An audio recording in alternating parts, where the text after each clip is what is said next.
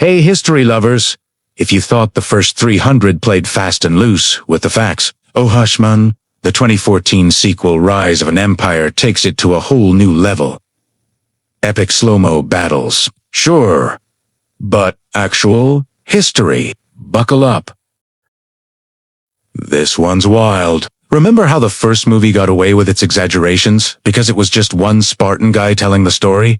Yeah, that excuse disappears here. The whole film is framed by Queen Gorgo narrating, but the story keeps going long after her voiceover stops, and the title, Rise of an Empire. The Athenian Empire doesn't even start for another couple of years. It kicks off at the Battle of Marathon in 490 BC.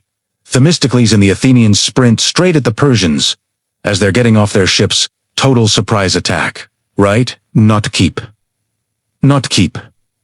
Como no? In reality, the two armies stared at each other across the plain, 4 days before the Greeks charged, and they ran to close the distance fast, so the Persian archers had less time to shoot. Smart move, not a sneak attack. Then comes the killer moment. Themistocles fires an arrow that drops the Persian king Darius right in front of his son Xerxes.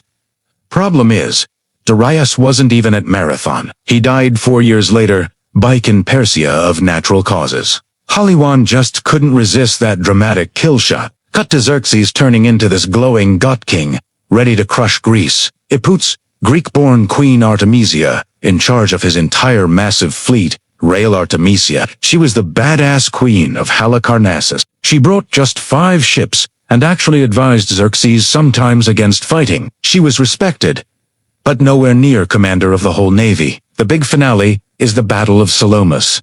Giant metal ships ramming everywhere. Persian suicide bombers, none of that happened. The Greeks won through smart tactics in narrow waters. And who saves the day in the movie? Gorgo shows up with a huge Spartan fleet.